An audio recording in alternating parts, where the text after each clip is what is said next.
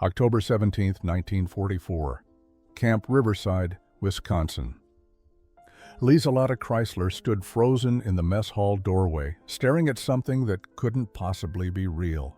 Before her stretched a long wooden table bearing 60 white plates, and on each plate sat a portion of food so impossibly large that her mind refused to accept what her eyes were showing her. Steam rose from mounds of chicken smothered in thick gravy, surrounded by potatoes, green beans glistening with butter, and bread rolls that looked softer than anything she'd seen in 3 years. Her hands trembled. Behind her, 59 other German women prisoners pressed forward, their collective gasp echoing through the hall like a wave breaking against shore. Hildegard Bachmann, standing just behind Lotta, whispered in German, "It's a trick. It has to be propaganda. They're going to photograph us and then take it away." Her voice carried the hollow certainty of someone who had learned not to trust anything that looked too good. The women had arrived at the American prisoner of war camp only 4 hours earlier, transported from their capture point in France through a journey that had left them exhausted, filthy, and convinced they were being taken somewhere far worse than they could imagine. The propaganda they'd absorbed during their service in the Women's Auxiliary Corps had painted vivid pictures of American brutality, of starvation rations, of conditions designed to break their spirits. This hall, with its clean floors and the almost obscene abundance on those plates, made no sense within that framework. American Sergeant William Morrison, a broad-shouldered man from rural Minnesota, stood beside the table with an expression that Lotta would later recognize as patient amusement. "Ladies," he said in slow, careful English, gesturing toward the plates. "This is dinner. Please sit down and eat." His translator, a German-American corporal named Friedrich Weber, repeated the words in German, but the translation only deepened their confusion. Anneliese Volkmann, the oldest among them at 26, finally stepped forward. Her auxiliary uniform still bore the dust from their transport, and her face showed the gauntness that came from months of shrinking rations in a retreating German army. She approached the nearest plate as if it might explode, her eyes scanning for some hidden cruelty in this offering. "How many of us share one plate?" she asked in halting English. Sergeant Morrison looked genuinely confused by the question. "Share? No, ma'am. 1 plate per person. That's your dinner." The words hung in the air like something from a fairy tale. 1 plate per person. Margaret Schreiber, the young nurse from Hamburg, felt tears spring to her eyes unbidden. In the field hospitals where she'd served during the final months, they'd been rationing single potatoes among 4 people. Bread had become a memory. Butter was something from childhood stories. And now these Americans, their enemies, their captors, were offering each of them more food than an entire German family might see in a week. Something fundamental shifted in that moment, though none of them yet understood what it meant. The women remained standing, uncertain, until Sergeant Morrison gently gestured again toward the chairs. Slowly, like deer approaching a clearing, they moved forward. Lotta found herself sitting before one of those impossible plates, her stomach clenching with a hunger she'd been forcing herself to ignore for so long that it had become almost background noise to her existence. She picked up the fork with fingers that felt clumsy and foreign, as if she'd forgotten how to use utensils properly. The last 6 months had been a descent into deprivation so gradual that she hadn't fully realized how desperate things had become until this moment of contrast. She remembered the morning in March when her unit's daily bread ration had been cut in half, then cut again in April. By May, they were receiving watery soup with a few potato peels floating in it, served once a day if they were lucky. The officers always ate first, and by the time it reached the Auxiliary Corps women, there was often nothing left but lukewarm water, with the ghost of vegetables that had already been strained out. Her uniform, which had fit properly when she'd first been issued it in 1943, now hung loose on her frame. She'd tightened her belt 3 times over the past year, and even then, her skirt threatened to slide from her hips. Around the table, Other women were having similar internal reckonings with their own hunger. Hildegard had grown up in Bremen, the daughter of a fisherman who'd always kept his family fed even during the hardest times. She'd never truly understood hunger until she'd joined the Auxiliary Corps and found herself stationed at a communications post where rations arrived sporadically if they arrived at all. By summer, she'd been eating grass and whatever wild plants she could identify as non-poisonous, boiling them into a bitter tea that at least filled her stomach with something warm.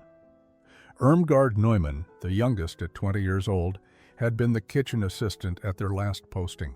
She'd watched the transformation of German military food from adequate to appalling, with the kind of intimate knowledge that came from preparing it. She knew exactly when the meat had stopped arriving, replaced by mysterious, gray substances that no one could identify.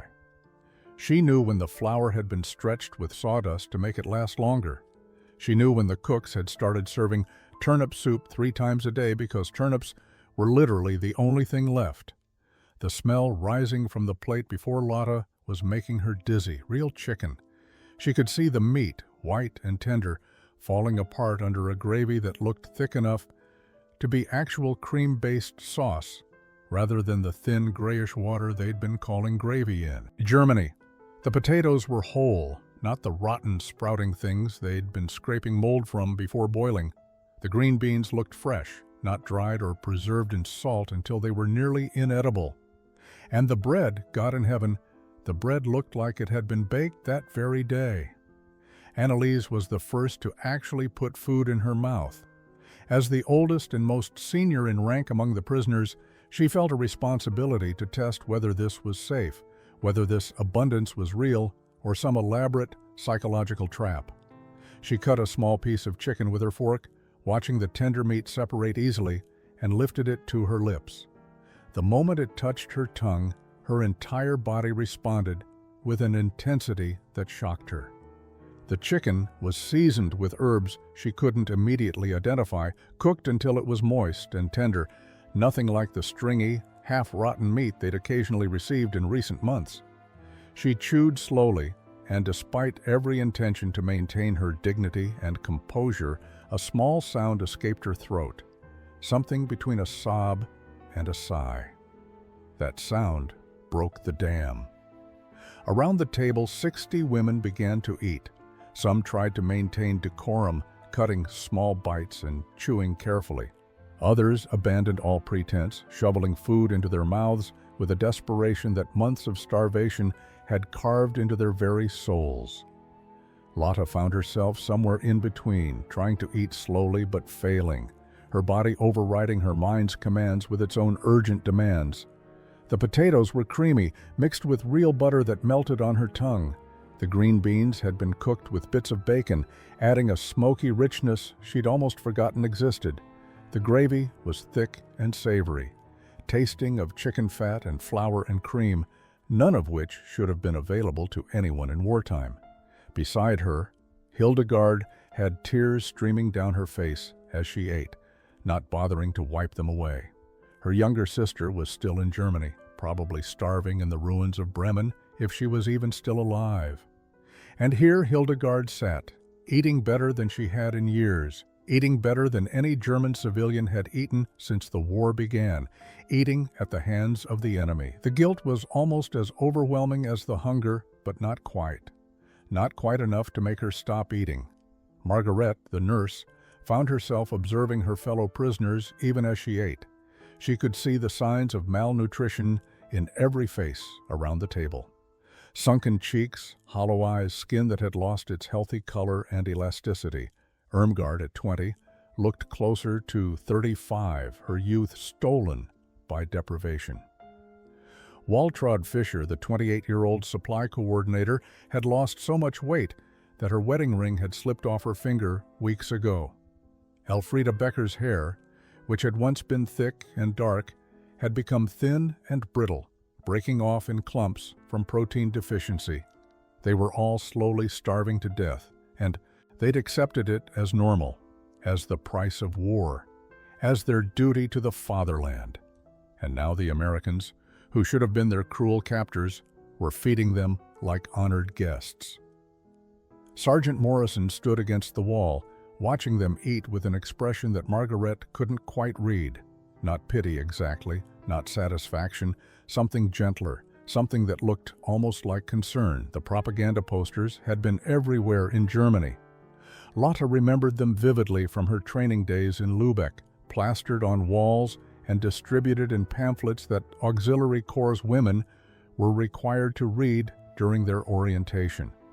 America was depicted as a nation on the verge of collapse, its people starving, while their corrupt government funneled resources to a war effort that was bleeding them dry. The posters showed skeletal American children begging for bread, cities filled with unemployed workers standing in endless soup kitchen lines, farms lying fallow because there were no men left to work them. The message was clear and consistent. America was weak, desperate, and barely holding itself together. Lotta had believed it. They all had. Why wouldn't they? The images were vivid, the statistics seemed authoritative, and their own officers spoke of American weakness with such certainty that questioning it seemed absurd.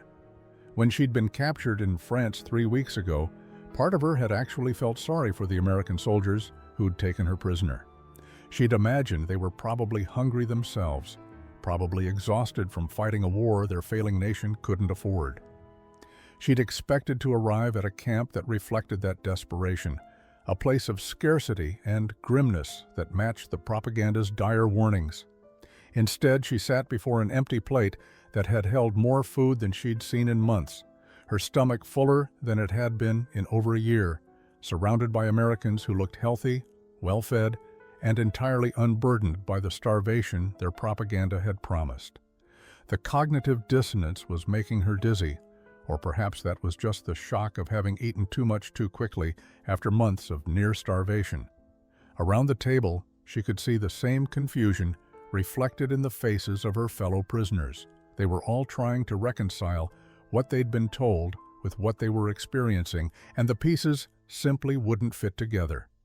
Hildegard leaned close to Lotta and whispered in German, "Where did they get this food? If America is starving like we were told, how do they have chicken and butter and fresh bread?" It was a question without an easy answer, because acknowledging the obvious truth meant acknowledging that everything else they'd been told might also be lies. Annalisa, sitting across from them, had stopped eating before her plate was entirely clean. Not because she was full, but because she needed to think, and thinking was impossible while her body was screaming at her to consume every last morsel. She stared at the remaining food, at the half roll she'd left untouched, at the green beans she could easily finish. In Germany, leaving food on your plate was unthinkable. Food was too precious, too scarce, too desperately needed. But here, she watched as American soldiers cleared away plates that still had food on them, scraping the remains into bins without ceremony or concern. The casual waste was almost more shocking than the abundance. These people had so much food that they could afford to throw some away. That single observation contained within it a truth more powerful than 1,000 propaganda posters, and it terrified her. 3 days after their arrival, Irmgard Neumann volunteered for kitchen duty. It wasn't required of prisoners, but after years of working in kitchens for the Auxiliary Corps, her hands felt restless without work, and her mind needed distraction from the constant churning thoughts about food and lies, and everything she thought she'd understood about the world. Sergeant Morrison seemed surprised by her request, but approved it immediately, assigning her to work under Corporal Sarah Mitchell, a cheerful woman from Georgia who ran the camp kitchen with efficient warmth. Irmgard's first morning in the American kitchen shattered what remained of her understanding of wartime reality. The pantry was stocked floor to ceiling with supplies that shouldn't exist in any nation at war. Sacks of white flour, not the gray sawdust mixed substance she'd been using in Germany. Cans of vegetables, fruits, and meats stacked in neat rows. Real sugar, not the beetroot substitute that had become standard in German kitchens. Butter, eggs, milk, cheese, all in quantities that seemed obscene. She stood in the doorway of the storage room, her hand pressed against her mouth, feeling something crack inside her chest. Corporal Mitchell noticed her frozen stance and approached with concern.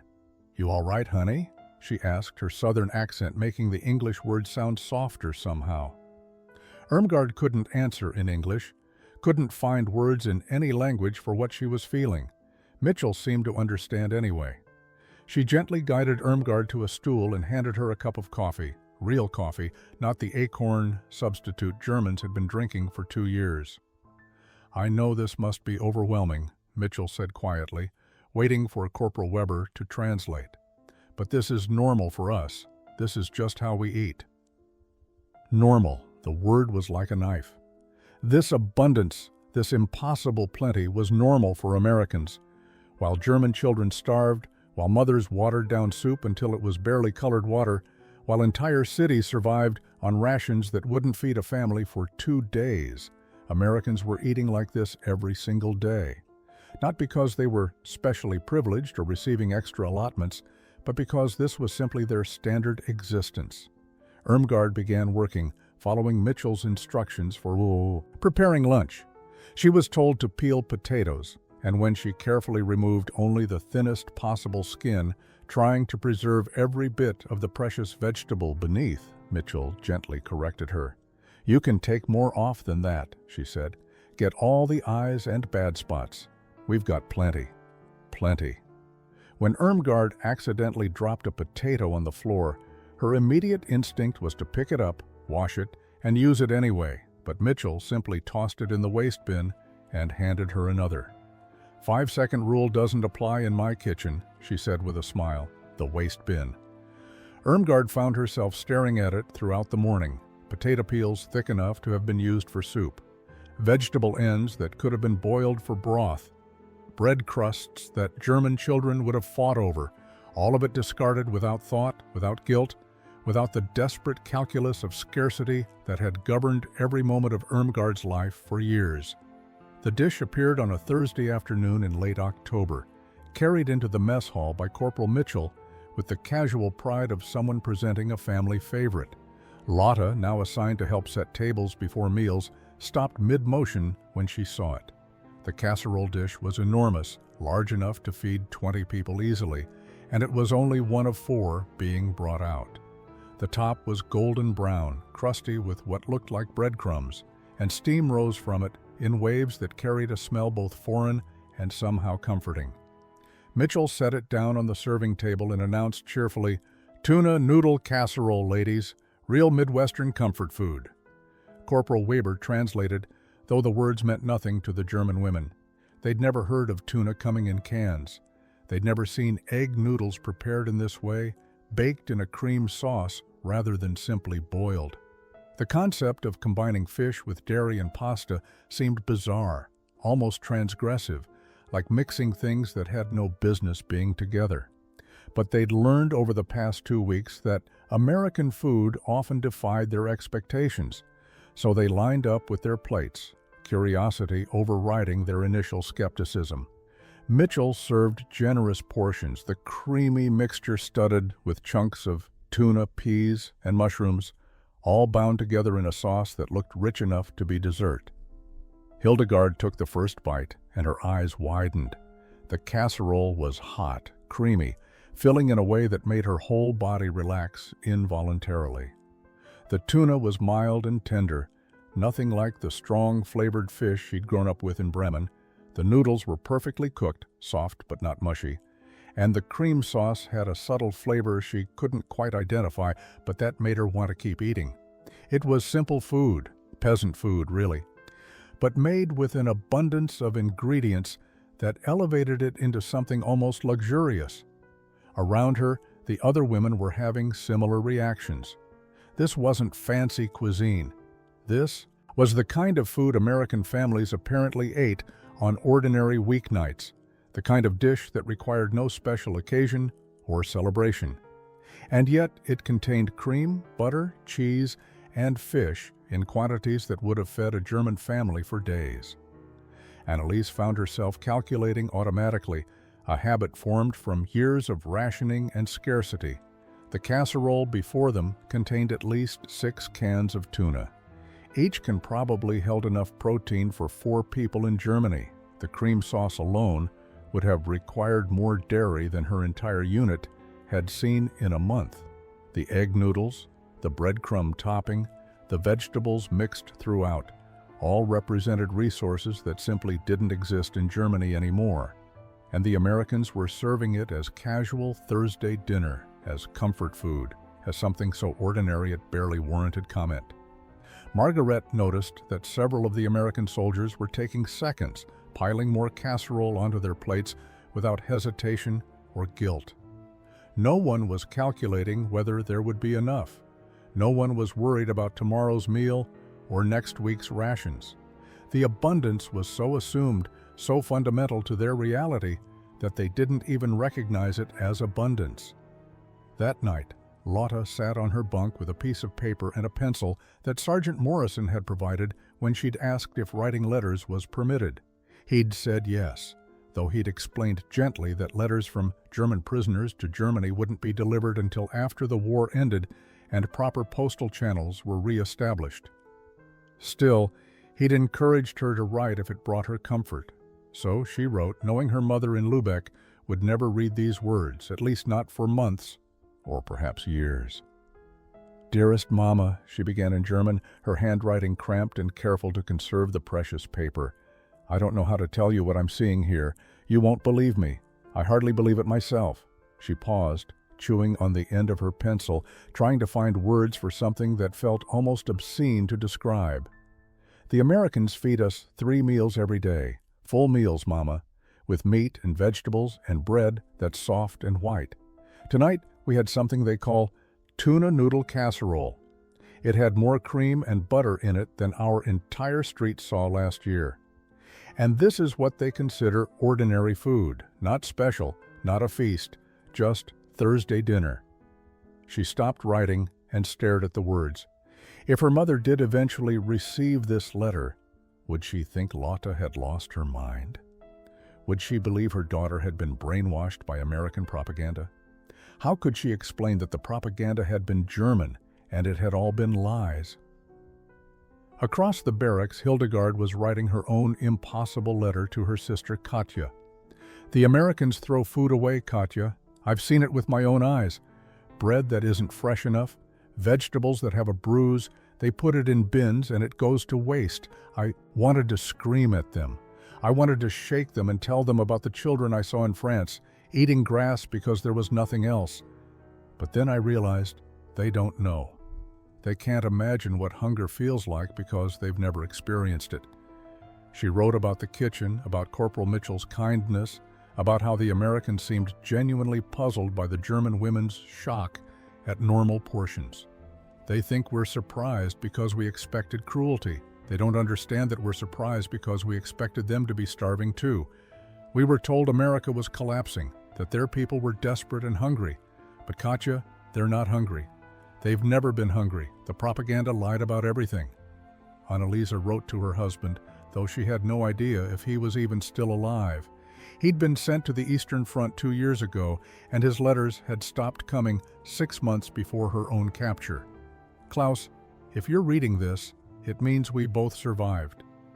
I need you to know something, even though it shames me to write it. The Americans are not what we were told. They're not weak or starving or cruel. They have more food than I ever imagined possible, and they share it freely, even with their prisoners." By mid-November, the physical transformation of the German prisoners was becoming impossible to ignore. Lotta caught sight of her reflection in a window and barely recognized herself. Her face had filled out, the hollow cheeks and sunken eyes replaced by something approaching healthy roundness. Her uniform, which had hung loose on her frame when she arrived, now fit properly again. She'd gained at least 10 pounds, maybe more, and her skin had lost the grayish pallor that months of malnutrition had created. She looked alive again. She looked well-fed. And the sight filled her with a guilt so profound it made her stomach turn. Somewhere in Germany, her mother was probably starving. Her younger brother, if he'd survived the war, was likely eating turnip soup and stale bread if he was lucky. The children she'd passed on streets in Hamburg before her deployment were probably picking through rubble looking for anything edible. And here she stood, a prisoner of war, healthier and better fed than she'd been in 3 years. The injustice of it was crushing. During lunch that day, Margaret pushed her plate away half-finished, unable to continue eating. It was chicken and dumplings, fluffy and rich, swimming in gravy that probably contained more calories than her entire family back in Hamburg was eating in a week. Beside her, Elfriede noticed the gesture and understood immediately. "I know," she whispered in German. "I feel it too." The guilt was spreading through the barracks like an illness. Waltraud Fischer had stopped attending meals altogether for 2 days until Sergeant Morrison had gently but firmly insisted she needed to eat. Greta Schreiber had been having nightmares about her younger siblings, dreams, where they watched her eat while they starved, their eyes accusing and hungry. Irmgard, working in the kitchen, had begun secretly saving food, hiding rolls and fruit in her pockets, with some vague idea of preserving them to send home, until Corporal Mitchell had discovered her stash and sat her down for a difficult conversation. "Honey, I understand what you're trying to do," Mitchell had said through Weber's translation, "but that food will just spoil. Your family needs you alive and healthy. You can't help them by starving yourself here." But that was exactly what part of Irmgard wanted to do. Starving felt like solidarity, like remaining connected to the suffering of her people. Eating felt like betrayal, like accepting comfort from the enemy while her own country burned. The moral mathematics of it was impossible to calculate. One evening, Anneliese called together several of the women in a quiet corner of the barracks. "We need to talk about this," she said, her voice low and urgent. "This guilt is eating us alive. We're prisoners. We don't have a choice about being here or about being fed. Would our families want us to refuse food? Would they want us to damage our health out of some misplaced sense of loyalty?" Hildegard shook her head, tears streaming down her face. "But how can we enjoy it? How can we sit there eating tuna casserole and chicken and fresh bread while they're starving?" December 8th, 1944. The announcement came during morning assembly. Captain Richard Patterson, the camp commander, stood before the assembled German prisoners with an interpreter and a document from the War Department. His weathered face was serious but not unkind as he began to speak. "Ladies, I have received updated information regarding prisoner repatriation procedures. Due to ongoing military operations and the current situation in Germany, your return home will likely be delayed until after hostilities cease in Europe. This could be several months or potentially longer." The words should have brought despair. Extended captivity, more months separated from families and homeland, more uncertainty about who had survived and what kind of Germany awaited their return. But as Lotte looked around at her fellow prisoners, she saw something unexpected in many faces: relief. And that relief brought with it a fresh wave of shame. Were they actually glad to stay here, fed and safe, while their country suffered? What kind of people had they become? That night, the conversations in the barracks were subdued and painful. Small groups of women huddled together, speaking in whispers, grappling with feelings they could barely articulate. Hildegard finally said aloud what many were thinking, but afraid to voice. "Part of me doesn't want to go back. God forgive me, but part of me wants to stay here where there's food and warmth and no bombs falling." The confession hung in the air like something profane. Anneliese responded slowly, choosing her words with care. "I think we all feel that, and I think that's exactly what makes us human, not monsters. We're not glad that Germany is suffering. We're just exhausted from suffering ourselves." Lotte pulled out the letters she'd been writing, the ones that would never be sent.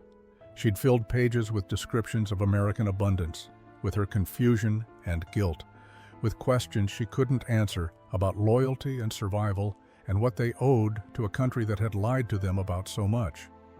"When we do go back," she said quietly, "we're going to have to explain this. How we were fed by the enemy, how we gained weight while Germans starved. They're going to call us traitors." Margaret, the nurse, had been listening silently. Now she spoke with the clinical precision that came from her medical training. Most of us were on the edge of death from malnutrition when we arrived. I could see it in everyone's faces, in the way our bodies were shutting down. If we'd stayed with the retreating German forces, many of us would be dead by now. The Americans didn't just feed us, they saved our lives. It was true, though the truth didn't make it easier to accept. They'd been saved by their enemies while their own country had been starving them, using them up like expendable resources in a war machine that cared nothing for their survival. The propaganda had told them that Americans were barbaric, that capture meant torture and death. Instead, capture had meant tuna noodle casserole and chicken dinners and Corporal Mitchell's patient kindness in the kitchen. 23 years later, on a crisp autumn morning in 1967, Lieselotte Henderson stood in the kitchen of her home in Madison, Wisconsin, preparing a dish she'd learned to make decades ago.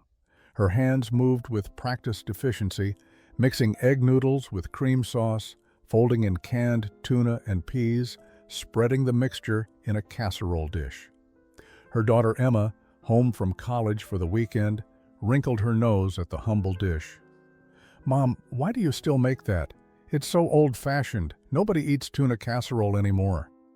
Lotta smiled, sprinkling breadcrumbs over the top before sliding it into the oven. "Because it reminds me of something important," she said softly. She'd never fully told her children about her time as a prisoner of war, about the hunger that had hollowed her out, about the shocking abundance that had saved her life. How could she explain to Emma, who'd grown up in comfortable American prosperity, what it meant to see a full plate when you'd expected cruelty and starvation? Emma left the kitchen, and Lotta stood alone, watching through the oven window as the casserole began to bubble and brown. She thought about Hildegard, now Dr. Bachman, teaching linguistics at a university in California, about Margaret, who'd returned to Germany after the war and spent 3 decades rebuilding the nursing profession in Hamburg, about Irmgard, who'd married an American soldier and now ran a restaurant in Atlanta that somehow managed to blend German and Southern cooking into something entirely new. They all carried the memory of those meals at Camp Riverside, of the moment when food had revealed a truth more powerful than any propaganda. The Americans hadn't just fed them. They'd shown them a different way of seeing the world, one where abundance was shared rather than hoarded, where enemies could be treated with dignity, where the measure of a society wasn't its cruelty to those it conquered, but its capacity for generosity even in wartime. The oven timer chimed. Lotta pulled out the casserole, golden and perfect, and set it on the counter to cool. Tomorrow was Thanksgiving, and despite Emma's protests about old-fashioned food, this dish would be on the table alongside the turkey and stuffing. Not because it was fancy or impressive, but because it represented something her daughter needed to understand, even if Lotta couldn't find the words to explain it properly. The portions had been impossible. That was the first crack in everything she'd believed. But the real transformation had come from understanding what those portions represented, not just American abundance, but a fundamental difference in values. A country wealthy enough to feed its prisoners well was a country that chose mercy over vengeance, that saw captured enemies as human beings deserving of dignity. That choice, repeated in thousands of small moments over months of captivity, had taught her more about morality and civilization than any propaganda poster or political speech ever could. She'd arrived at Camp Riverside as Lieselotte Chrysler, Auxiliary Corps Communications Officer, believer in the Reich, defender of the fatherland.